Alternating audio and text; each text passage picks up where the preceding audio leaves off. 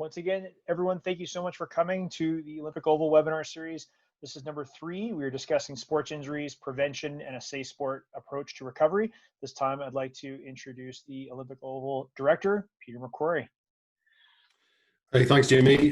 Thanks, everyone, for joining, and welcome to the 3rd in our series of webinars, as Jamie mentioned, presented by the Olympic Oval and Sport Calgary and the Faculty of Kinesiology at the University of Calgary. Today we're focusing on all aspects of making a safe return to sport and play. For those of you who don't know me, Peter McCrory, the recently appointed director of the Olympic Oval here in Calgary. I've worked across sport and rec for the last couple of years. I have a master's degree in sport and exercise science and published work in sports psych. In my part-time, I'm an avid amateur triathlete with the emphasis on amateur. So today's topic is of particular interest as it combines the need for us to appreciate the applied nature of a return to sport from the perspective of trying to reset and hopefully reset to pre-COVID fitness and performance levels in a measured, deliberate, and thoughtful way, while coping with the psychological pressures of having, that we all have, potentially, or most of us may have, a tendency to put ourselves under increasing stress and pressure to try and perform and outperform our maybe former fitness levels. I think this webinar also applies to parents, coaches. For those of us who are parents, helping our kids return to their former fitness levels may be a challenge, and there may be lots of things to have, fruitful dialogue and conversation around. And hopefully, our guests will help you and maybe give you some tips and strategies around how you can approach those conversations. For coaches, the emphasis on building plans, considerate of where the athletes are, what they've been doing while they've been in lockdown and during the COVID pandemic, and then thinking about how to build base, how to remeasure, how to baseline, and then progress from there. So coaches, I think we're going to get lots of good tips from our guests today. And for those of us who are athletes, I'm sure we're all chomping at the bit, I know that I am, to make a return to sport and return to the facility of choice in your training location. But we also need to be mindful of our own needs and abilities, conscious that the body of 6 months ago or 3 months ago has changed during COVID. And we most likely need to be willing to accept that what we have today is not what we had 3 months ago, but we need to build and be thoughtful about how we progress going forward. So who better to have on the webinar than today's panel of super experienced guests from the field of applied sport, who will offer some sound and practical advice, strategies and tips and considerations for athletes, coaches and parents to make a return to sport safely and with injury prevention top of mind. Firstly, I'm going to introduce Aki-Matti Alanen. He's a PhD student from the University of Calgary in the Sports Injury Prevention Research Centre. Aki's research focuses on youth soccer players and the change of direction movement. Previously, he worked at Canadian Sport Institute, and Aki, forgive me if I've mispronounced that, in Finland, as a chief specialist in athletes' health services. He's a qualified sports physiotherapist and personal trainer in strength and conditioning, and he's worked in the industry for the last 20 years in Finland. He's also completed his Master of Science at the University of Jyväskylä in 2011. So welcome, Aki. Our second guest is Dr. Matt Jordan. Matt is no stranger to the Olympic Oval. In fact, Matt is a former speed skater and formerly a coach of the Olympic Oval speed skating program before moving into the world of strength and conditioning.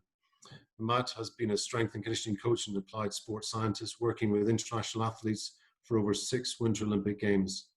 His research focuses on neuromuscular adaptations to resistance training and ACL injury, re-injury prevention in elite athletes. Throughout Matt's career, he has consulted with more than 30 Olympic and world championship medalists, and he frequently provides his expertise to high-performance sports organizations. In addition to Matt being the Director of Sports Science at the Canadian Sport Institute in Calgary, Matt is an adjunct professor in the Faculty of Kinesiology at the University of Calgary. So welcome, Matt. And lastly, but by no means least, my good colleague Dustin Miller, who is a short track speed skating coach here at the Olympic Oval in Calgary.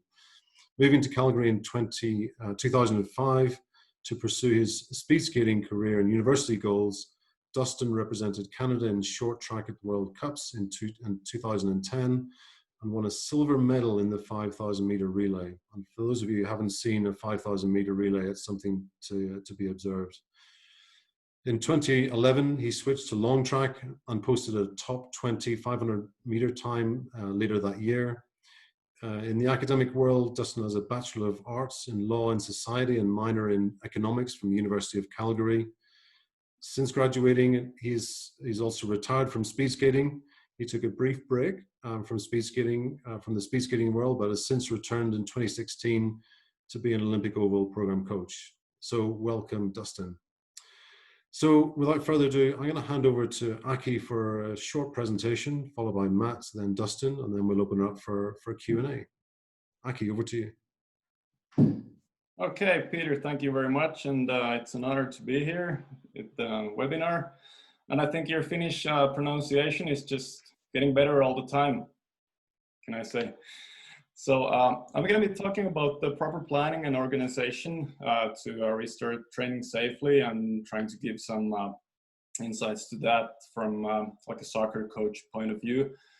Just 4 or 5 weeks ago, I was talking back to Finland with my old team that I was coaching and trying to help them to plan their training and how to try to get the boys safely back into the games. They started playing there already a few weeks ago, and also like taking the soccer point of view here, I think it's fairly interesting because the major leagues are returning now. Like we've seen English Premier League starting last week, and also the German Bundesliga going on for soon a month now, I think. So anyways, the changes that we've had now with restriction are, of course, for the athlete point of view, is training in solitude. So not being able to meet the coach face to face and following the programs as before. But I think, for example, here in Calgary, my both daughters play soccer, and the teams have done extremely great work in providing guidelines, programs, online sessions. But the big thing there is, of course, that there will be lots of individual differences regarding to on how the athletes are actually following the plan, and that's probably going to be a thing that's good to keep in mind when getting back into work with the athletes, and especially from like point of view in soccer and in sports, where the training by yourself individually is a lot different. Like for example, in soccer, the players are lacking the match intensity and the situation, so the soccer related fitness will be a lot lower than it was before, and it's kind of hard to try to do similar types of exercises by yourself, because there are not similar high intensity actions, explosive movements, and like random things that happen when you're playing the actual game and trying to get back. So those are definitely the things that need to be taken into consideration when returning back to team practices and playing. One thing that I found very interesting and trying to follow here is that how this restriction period has changed our like weekly schedule. So one thing that's been studied quite a bit in Finland is, for example, for youth and child athletes, that how many hours per week they're actually being active. And now when we've been forced to stay within our own house and those parameters, and not being able to attend the practices, I think this is something that's good to take into a conversation with the athletes, so how they have been able to make their daily and weekly schedule, and how much they're actually being physically active in other ways than just doing the basic training. Because I think this restriction has also given us opportunities to change like our normal schedule and how we see the training. I was trying to look at if there's some research about the levels of activity during this 3 months period. I found one article that was saying that in Canada, children are being even less physically active than before for this period. I think we're going to see more of research on this. But when we think about the athlete's point of view, I think there might be some polarization. So some people are being even more active than they were, and for some people it might be hard to keep that up the level that's been.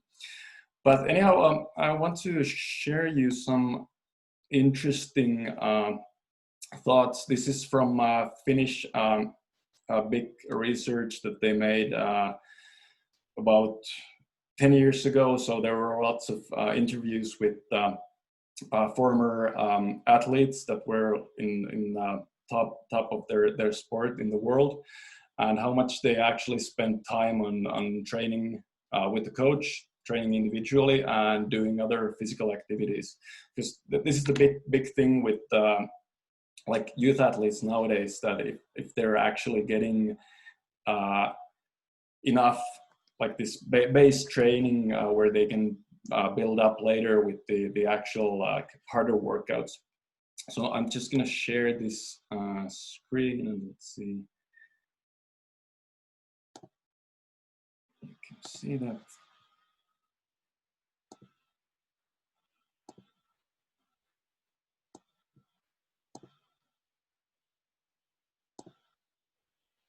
Okay, it's okay. So here's statistics from 6 different Finnish athletes. So I just took the names off there because I wasn't able to find the original reference to this study. But this was data that was gathered during several years from interviews with these persons. And what I find interesting here, and it might be a similar thing here in Canada that is in Finland, that when you look at the training hours spent with the coach, so the actual practices they're doing. So with these guys, we're in a mean of maybe 7 hours more or less. And same thing with the individual training, maybe 6-7 hours. But the last column here with the other physical activity, this is the one that I would like to try to underline here, because this is the part where you're actually getting those high number of hours for the week, and which is giving us the total of approximately 30 hours for these guys that have reached the top of the world. And especially, like, they made this longitudinal study in Finland where they followed youth athletes for several years, and the conclusion was pretty much that nowadays the youth athletes, they're having hard time reaching 20 hours per week. And when we look at these hours here, it's like 30, almost 30 or more. And this list was a lot longer. I just picked six examples here. So that's a thing that's good to take into consideration. And what I wanted to like point here in this presentation is that this restriction period has or might have some positive effects later if the youth athletes have learned new ways of being active during the days and during the week. So that's something that I would keep in mind and take into consideration with the athletes, and try to hold on to that later as well. But the next thing then, getting back to the normal, is of course looking at how the training has looked like during the restriction period, and probably you as coaches, you'll have some previous data from testing that in what type of condition the athletes have been before. So that's one thing I was talking back to Finland, telling them that that's a good way to start getting some measures from the athletes, and seeing how it looks right now compared to the situation before. So of course, being able to access the testing history and maybe looking at the training logs, how they look like. And I think what Peter mentioned a little bit there already is that if the situation is such that the activity levels haven't been that high and the like approximate training hours per week are lower than they used to be, then you just need to be consistent and keep on building first, like the base, and not try to rush and make up for the lost time. And of course, for this, also following the training and following the internal loading for like heart rate levels or rate of perceived exertion per training is very important, and I would recommend doing that. And like as a coach's point of view, the differences probably can be a lot bigger now when looking at what the athletes have been doing and how they see like the basic exercise, what they do per week. So the total hours spent being active and training, and how are they able to get back, considering that. And then the last thing that I'll will present here is the neuromuscular training and these like preventive training programs that are highly available. For example, in soccer, several years been using the FIFA 11 Plus program with some good results. It's been showing in various research papers that we're getting the injury rates lower with the teams that are using the neuromuscular training programs. And these are available for other sports as well. So for example, the website fit2play.org, which is put up by the International Olympic Committee and the Oslo Sports Trauma Center, they have 3-level training programs for, I think, pretty much all the Olympic sports. So for speed skating, you can find there also good ways to begin with, and especially now in the situation when we're getting back to the normal training, the preparation and building up the basis is like the important thing to do. So that's one thing that's quite easy to add in the weekly total, and when talking about the total physical activity, remembering to do the warm-ups and the neuromuscular training sessions before every practice to get the athletes ready. So that's kind of like when wrapping it together, after the restriction, remember that there are like new ways of looking at total physical activity and training, and what kind of possibilities there might be to maybe do things in a different way, in a better way. And just remember, don't rush, and make a good plan, execute it, and follow up. And that's probably going to lead to the best results. All right, I can hand it over to Matt then. Awesome. Thanks a lot, Aki. I'm going to share my screen here and give you a few slides that will keep me on track. Okay, awesome. So I don't need to do any more intros. Thanks very much to Peter for that. I'm going to spend the next 10 minutes or so just sharing some of the work that we're doing up at the Canadian Sport Institute Calgary, helping athletes get back to sport after injury. And we call the program the R2P Code, where R stands for return, 2 is the number 2 stands for the word 2, and P stands for performance. So a few key messages. I mean, that's really all we can do in the next 8 to 10 minutes is just sort of tie together a few core nuggets that you can take away. And you know, the theme of the presentations is around COVID, but I think that this is really anytime. actually. So I just sort of looking at the list of attendees, and I think I recognize some athlete names, and I definitely recognize some coaching names. And, we're talking about this right now in regards to COVID, but just like Aki said, this is an anytime thing. This is, COVID is a real extended layoff, but, athletes get downtime. If you're a speed skater, you get downtime in April and you start to ramp up training in May.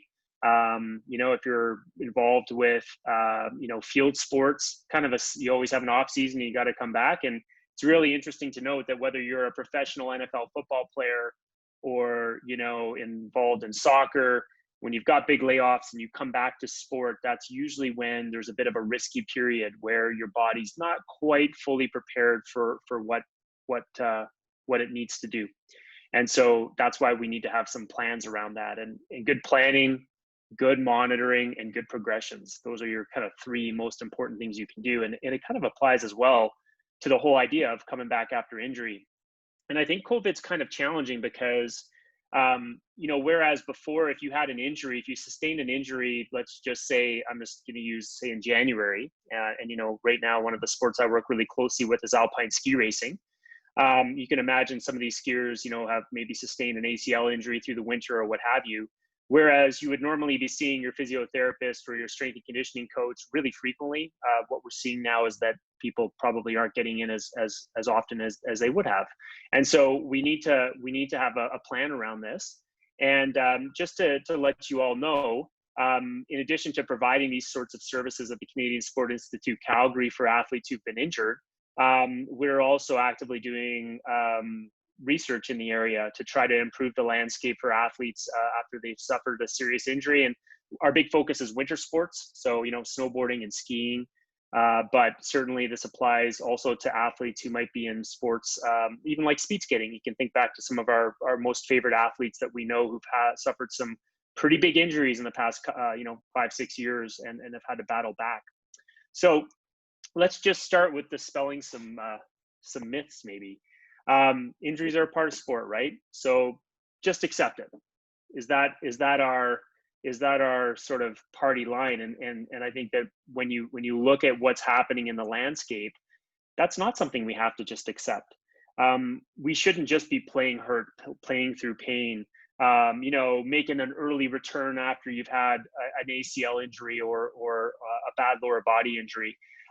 It's a real problem. And I was very encouraged. I don't know how many people on the call have recently done Canada's safe sport training. I know it's mandatory. So coaches and trainers and anybody who's basically involved with the athletes, we've had to go through this online training program, which is bringing awareness to our community that we've got some issues. We've got some issues where athletes have been the brunt of very bad treatment, abusive treatment.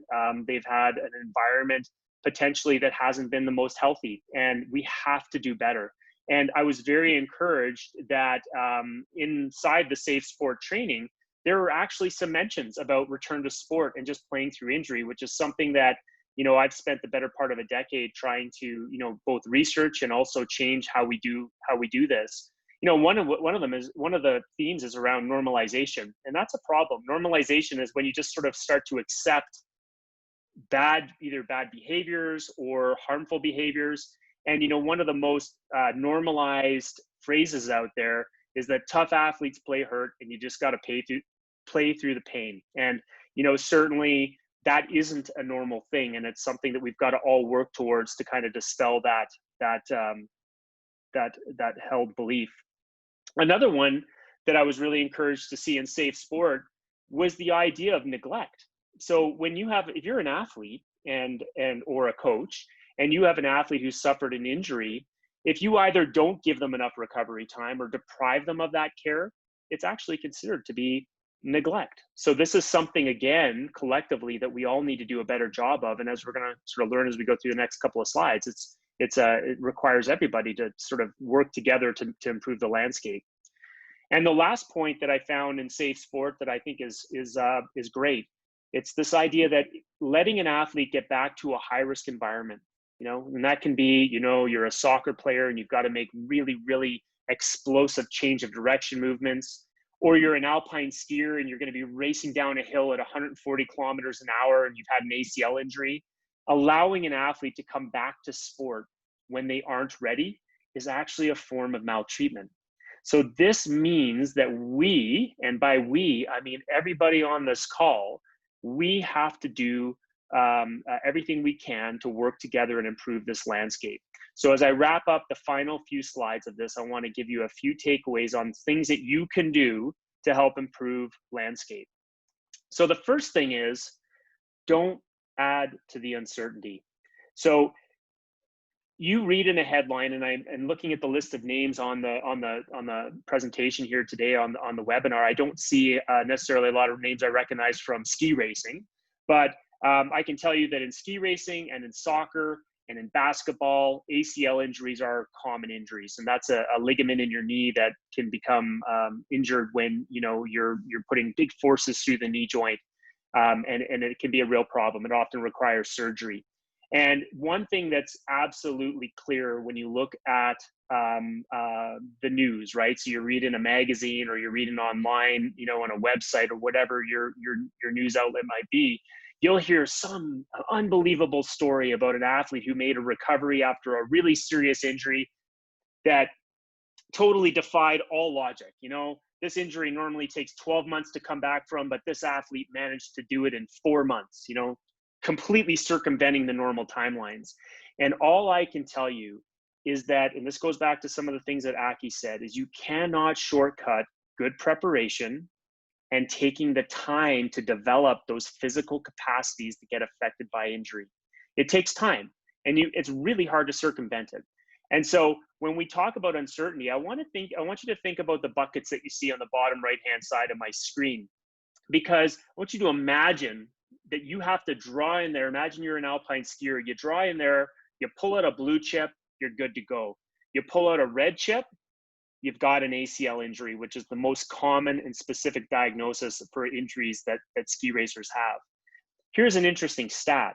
The biggest risk factor for an injury is the occurrence of a previous injury. So we know that in skiers, that after that first injury, the chances of getting another injury goes up dramatically. So just think about this in terms of the chance of rain, because I know today the forecasters predicted that there would be thunderstorms out back. And it's funny, yesterday was supposed to be the bright blue sky day, and it was clouds all day. And today's supposed to be thunderstorms, and we've got ourselves a beautiful sunny afternoon. Forecasters are doing the same thing, right? So today they predicted that there was a 40% chance of rain. So let's go to the bucket on the right, 40% chance that you're going to get an ACL injury. There's still a chance that you could pull out a blue chip, right? You're going to walk away luckily with that beautiful sunny afternoon, or you're going to get away with coming back to sport too soon or physically unprepared when you're not ready to do so. There's always a chance that you can get through unscathed. But the reality is, what we understand is that the probability of injury is really affected by that first injury. So we've got to address that. And that comes down to using good logic, relying on experts, and making sure that we're not trying to accelerate athletes through processes that really do take time. The other point I want to talk about is building a biopsychosocial approach to the athlete. So psychological readiness is actually a very big and important indicator about your success, your ability to successfully return to sport after injury. Social support. Imagine an athlete who suffered an ACL injury and a dislocated shoulder in a fall in skiing and has to get to the grocery store to buy good food, to make their meals, all these things. What we realize is that injuries really need to be treated in a 360-degree view of the athlete. We need the nutritionist, we need the psychologist, we need the strength and conditioning coach, we need the physicians, we need the athlete, and we need the coach. And all of us have to work together to build this full package around the athlete to support them as they make their way back after an injury. And that's a key message.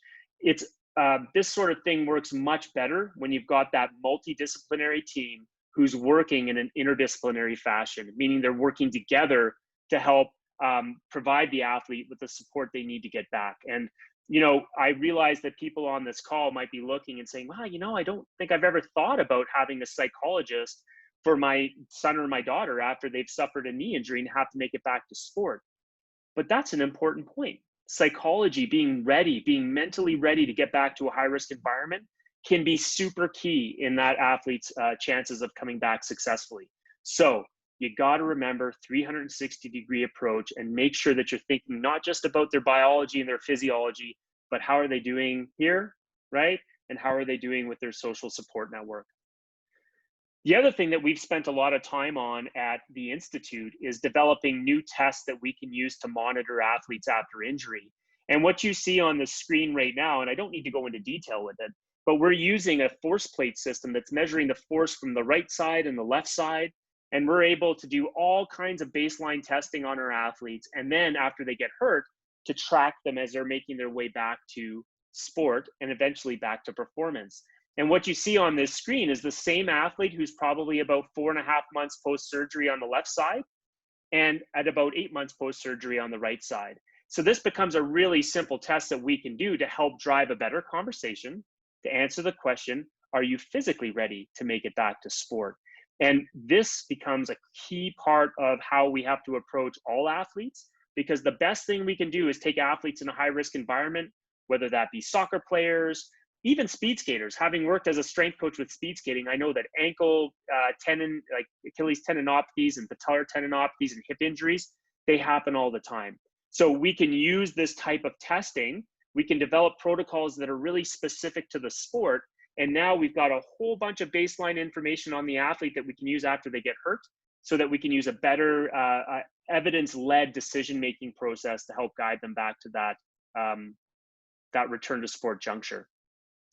All right, the last point I'm going to say on this is it's not a linear process. So return to sport after injury, and it's going to be especially important when it comes to COVID.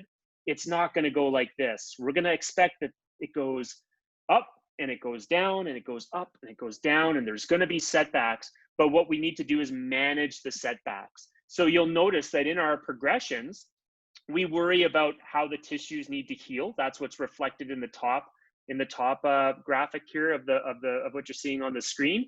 Tissues are healing over time after an injury, but there's also how you're developing better movement skills after an injury, and that takes time as well. So we've got both these sort of a time-based approach when it comes to healing and a functional milestone approach as you're coming back after injury, all supported, as Aki said, with athlete monitoring. So for athletes on the call who maybe aren't really used to doing monitoring, we got to measure how much you're training. We got to measure your strength. We got to measure your symmetries, because this stuff becomes really critical from taking a hope it works and shoot from the hip sort of approach to getting you back after an injury, to making it really methodical and as I mentioned before, informed by metric and informed by data. And the last point here is you'll notice that throughout this whole process, it's a team of people that are evaluating that athlete from their perspectives, that are working together to support the athlete and identify their gaps. So as I wrap it up, I just want to say that, you know, COVID has introduced some very challenging times for us. And it's really important for any coaches out there or athletes out there, if you've had an injury and you're coming back from it, you got to make sure that you take your time as you ease yourself back into training, to make sure that you get the proper evaluations, that you make sure you consider yourself in a 360-degree approach to getting back to health and back to performance, and that you leverage that team that you've got around you. They're your support team. They're the people that are going to help make sure that they, you know, give you all the right information and the right progressions to make your way back. Make sure you lean on them, because it's very important. The chance of getting that second injury goes way up after the first one. So we've got to manage that. And just to wrap up, I want to make sure I acknowledge the Canadian Sport Institute Calgary, and this program that we're running there is called the R2P Code, which is designed to help athletes come back after injuries and designed to bring better research around the area. And just quickly, I'll flash up all the people that help us with our research, my students, and the team that we've got up there. They're great people, and you know, I couldn't do it without them. And so I just want to quickly flash their faces up and say a big thank you to them. And I'm going to throw it over to Dustin now, and looking forward to the discussion. Great. Thanks, Matt and Aki. So I just wanted to touch base from the coach's perspective to give you guys an idea as to what the coach has to go through when the athlete's injured, and the process that is required to help them get back to full capacity for training. So In high performance sport, typically the coach is, the main contact for the athlete and in charge of creating a training plan to help give them the best chance of achieving their goals.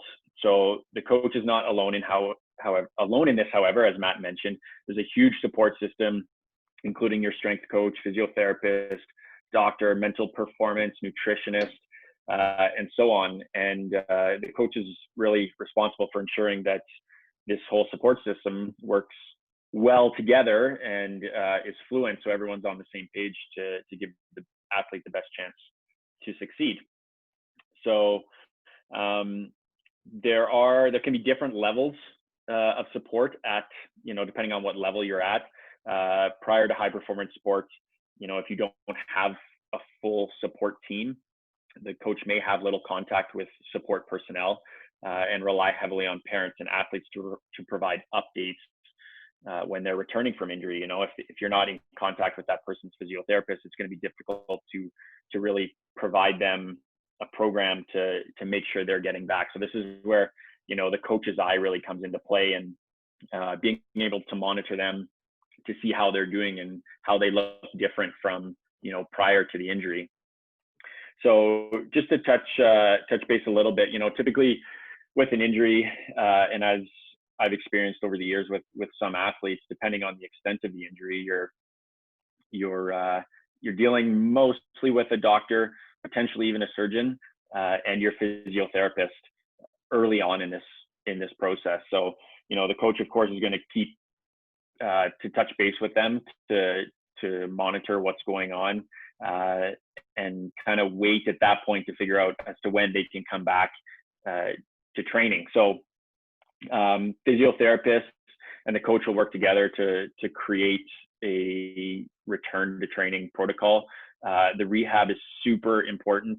I think sometimes it's from the athlete's perspective, they really want to get back to where they were at before, and sometimes doing those physio exercises are really a grind, and they want to be able to just get back to where they were. So as Matt touched on there, the mental side of this is very important. Often when athletes have injuries, they might not be around their teammates as much. They might be doing some training on their own. Their schedule is going to look a bit different. They might feel left out. So I think that mental component is a huge piece of this. So I think one thing that's really important to try to get them to stay on a similar training schedule. So, they're waking up at the same time, having their breakfast, they're coming to training at the same time. And I think going through that process will help keep them on top of their rehab. It'll keep them motivated. So I think that's a really important piece. And back to kind of working with the physiotherapist a little bit. So, early on in that rehab, depending on what it is, I know we've kind of talked a lot about knee injuries here. It is obviously sport specific, and, in speed skating, where we put ourselves in very specific aerodynamic positions and requiring our body to be a lot of angles in the joints. So, we want to make sure that those injuries are healing up equal to where you were prior to, if not stronger. I think often it's an opportunity for people to kind of take a step back and really assess not just the injury specifically, but the body overall, to see how they can really become stronger to try to prevent these injuries in the future.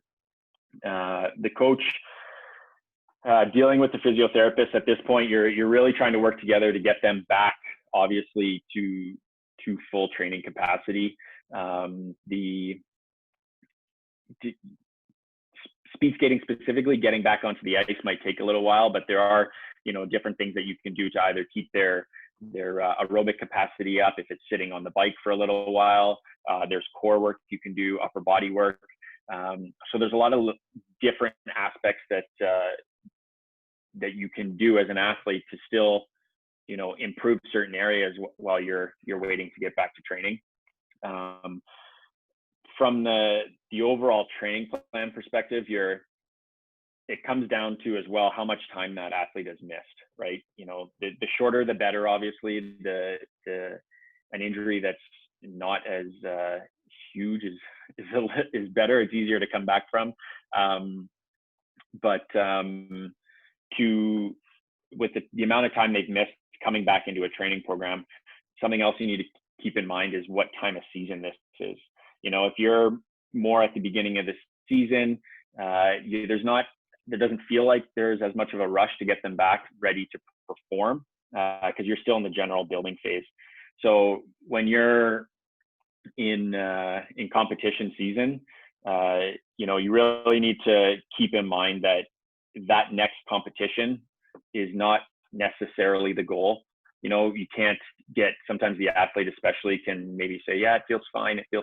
And, you know, they just want to get back and they want to perform. And, you know, you really need to talk to your support staff and take a look at, you know, how they are skating at that point and see if they really are ready for that. Sometimes that next competition is not the most important competition, and looking at the bigger picture and ensuring that you can try to prevent these injuries in the future is definitely more important. So that's kind of a little bit of a perspective from the coach's side, at least. The other thing, as Matt touched on as well, is kind of getting back to that mental side of it. You don't want your athlete to be questioning themselves when they're, you know, going through the turn in speed skating, for example, at 50 kilometers an hour, right? You want them to be confident in that ability, just like they were prior to the injury. So I think really making sure that they have that sports psych support, and ensuring that they're comfortable when they return, that they can handle it and be confident. If they're not confident in it, they're probably going to be missing a piece of that at the performance level as well. So I think that stuff is really important. And then the other thing that's kind of interesting from the coach perspective is really, you know, you sit down prior to the season starting and you're building out your yearly training plan, and you're trying to figure out based on previous things and how those athletes have performed, and trying to create the best plan for that season. And really, well, rarely does it go as you planned, right? I think the coaches always need to be ready to adapt, whether it be injuries or fatigue or whatever, and just monitor the athletes as they go. So coming back from injury, it's kind of just a piece of that puzzle, where for that athlete, their yearly training plan is now much different, and you need to take a step back and look at how you can manage that athlete's return with the original goals in mind of competing. And like I said, sometimes you might need to skip one or two of those competitions just to make sure that the long-term focus is there. So I think that's it for me. So with that, I'll hand it back to Jamie. That's perfect. Thank you. So I have a couple questions that have come in, and I'll ask. A couple of them might be a little specific, and a couple of them might be general for anybody to pop on. So presenters, just remember your mics are muted. You might want to unmic. So we had one question come in about, with the lack of access to normal training facilities, has there been any worry about overtraining certain areas because you're not working in your normal sport-specific area? So for speed skating, you're not doing your normal dry land training because of lack of access to either your coach or to your equipment. So has there been any worry about overtraining?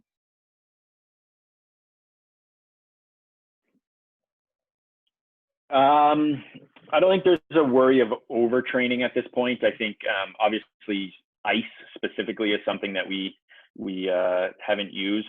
I think if anything, this has given us an opportunity to, similar to an injury, is to take a step back and look at how we can build the strength overall. You know, in speed skating, we're always turning left. Certain injuries are injuries that do come up in the sport are often similar, and the back being one of those.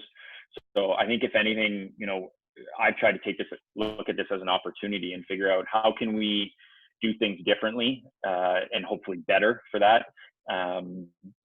So when we do get back to the ice, it doesn't feel like we've missed anything. And if anything, they feel stronger in the base that we've created. Thank you. Aki or Matt, any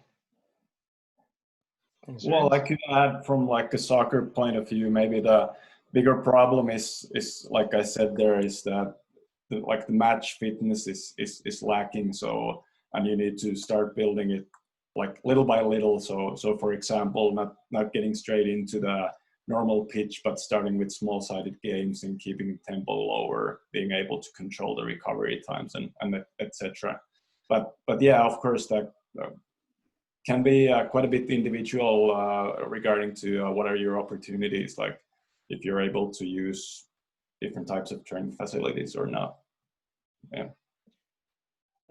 Yeah, and maybe I'll just just echo the comments and really specifically for the question. I mean, you always have to be concerned with coming back to activities that your body's unfamiliar with, and that is a very important it's a very important thing for everybody to remember is, if you haven't been on ice, if you haven't been running, if you haven't been doing lots of strength training, it's going to need a progression, and the progression is what is really, really key. And I think we see this, you see this a lot too, even like again, I use the example of NFL football, but when players have been off, and even though they've been training, they've been doing lots of strength training, lots of sprinting, they get back into playing hard and contact and having to put up with the stresses of the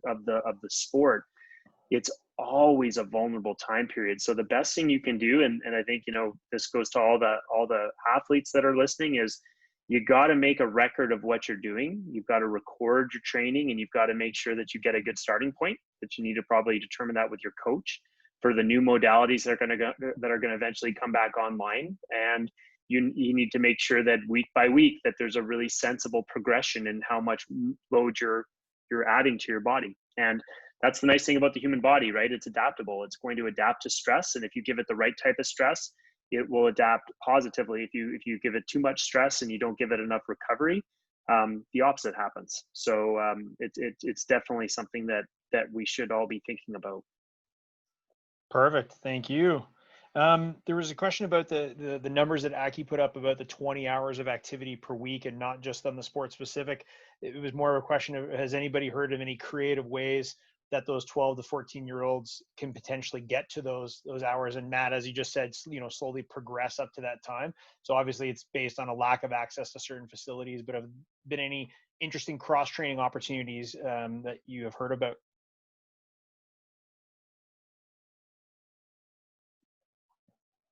Maybe I'll kick it off and say that, I think it's a real challenge right now. And I mean, I've got a 13-year-old son, and so I know what his days are like right now, and he's definitely lost a lot of that general physical activity that he would have been getting before. And one of the criticisms that often gets thrown out about sort of how in North America how we've prepared young athletes today, I'm talking about in the year 2020, is that a lot of training has become very scripted. So you need the coach there telling you what to do. You hire a trainer or what have you to work with your children or your teens. And whereas maybe before, or even before all this stuff happened, there would have been a large exposure to just general physical activity that would have come through play. So being outside, playing, biking, throwing a ball, hitting the baseball, whatever kids would have done naturally to get outside and to move around. And I think that's one of the challenges that I certainly see right now as we make this move to getting that basic level of physical activity back. Sometimes a word that we'll throw around is work capacity in the elite athlete realm. But for kids, it's just physical activity. It's just basic free play physical activity where you're outside and moving. And certainly I think that's maybe something that we need to think about as parents. And I'm not going to generalize to think that all parents are in the same boat as I am, but how can we create an environment where our kids are getting outside in a safe way, but being outside with opportunities to play and do stuff. And I don't know that if I've heard of anything really novel or really unique that really stands out. I've definitely seen a lot of people doing sort of Zoom videos and Zoom training. But I think that, you know, what we're looking at for kids, and we're looking at for that sort of teen group to, you know, that mid zone of adolescent, is we got to get outside and we got to be active, playing and enjoying activity. And you know, to that end, you know, I think that's where maybe our energies should be going. Perfect. Aki, there was a question about in your conversations with the soccer coaches, do you expect a potential rise in knee injuries with these athletes not being back to match fitness and getting back to it?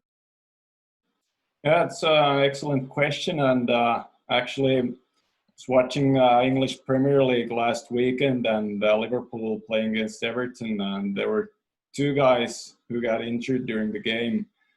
And of course, that's just one game, but also today I think I read that Sergio Aguero had a knee injury during the Premier League game. So I wouldn't be surprised if they're increasing. What I found really interesting and a good way to kind of like tackle this problem was that they had come up with some rule changes for the game. So during the game, they had breaks during both halves. So there were like 2 additional breaks, and also they were able to have more substitution during the game. So normally I think they have 7 substitute players, but right now they increased the number to 9. And normally they're able to make 3 substitutions during the game, but now they're actually able to do 5. So I think that's a good way from like tackling this problem by rule changes or like this kind of things. So that's one thing to consider as well. That's really good feedback. Thank you. There was a question for Dustin on just how to, you know, best practices on dealing with athletes missing competitions for their recovery, as you said, depending on when their injury occurs in the season, and any, you know, key learnings over your experiences to managing those athletes, you know, sitting on the sidelines during competitions. Yeah, I mean, missing competition is always a difficult one for sure, especially from the athlete's perspective. They really want to perform, and you know that's what they train full time to do. Ultimately, is compete. So it's really situational. It depends what the meaning of that competition is. Is it kind of a local competition? Is it a qualifying competition? A national competition? That alone can play a huge piece into what it might feel like for them having to miss that competition. We have had, you know, you can take the opportunity to have that athlete still come to the rink, at least for part of the day during those competitions, to sit and watch their competition. They can take notes. They can, often it's different when you're sitting on the sidelines and being able to watch people compete, and you can pick up on different things. So we've had athletes that have helped film, right? So, you know, then their peers come to them to watch the video, and they're able to watch it, and they maybe have a bit of a dialogue with that they normally wouldn't when they're focused on their own performance. So I think there are some good opportunities there for learning opportunities, aside from just feeling down or bummed out that you missed it. And, you know, really just creating that plan so they can be, you know, that they know when they come back, they will be ready to perform. Perfect. Thank you. The last question that came in was, I could start with Matt, but really all 3 presenters can speak to it, is with the 360 approach. There's a lot of people on the call who are at the club level. And so the coach is essentially wearing a lot of different hats. So with that 360 approach of dealing with all the different sides of the athlete that need to be addressed, how do you think the coach, and especially dealing with the parents, can, you know, balance that as a one person running all those 3? You know, I think it starts, you know, Jamie, with awareness, right? I think that, you know, it's impossible to expect that, you know, every family will have the means necessarily or the access to resources to be able to support their son or daughter after a big injury, and making sure that, you know, they've got what they need. But the awareness is an important component, and it's an important starting point. And all I can say is that what I what I would encourage is there are certainly networks inside the Olympic Oval, and there's networks inside the Canadian Sport Institute system, and there are networks both, you know, provincially and nationally. So, you know, if you suspected that your son or your daughter was having a fear of getting back to activity, you know, or maybe you're even just asking, you know, hey, how are you doing with this? It's to me, it's about putting it on the radar and making sure that when we think about injuries, we're not just thinking about injuries in terms of how long does it take for the bone to heal, or how long does it take for the knee to heal, because that bone and that knee is just one little piece of the puzzle. There's a whole person there that's going to need support, and it depends, right? It depends on personality. It depends on your risk taking, you know, your willingness for risk taking. There's a whole bunch of factors that go into how to navigate that. And all I would say is I hope that is on your radar now. You know, it's not giving you a great answer, I suppose, about just go here and get this done, but it is on your radar now. You know, you have to possibly have a conversation with your son or daughter if they've been hurt and about that side of things. And certainly if you suspected something, it would be just like anything else, where you would provide them with the right resources, whether that be through their school counselor, through, you know, a sports psychologist that you get referred to, something like that. You know, that's an important thing to have on the radar, and oftentimes it's overlooked. We often just think, oh, go to the doctor, they tell us when we're good to go, and away we run. But there's a little bit more to it than that. Perfect. Yeah, I'll post the link on the chat. Just once again, Matt, or I don't know if you want to go back to your slide with just the program you mentioned with CSI there as well. Perfect. I think with that, just turn over to the panelists. Are there any last closing thoughts? Any other feedback or?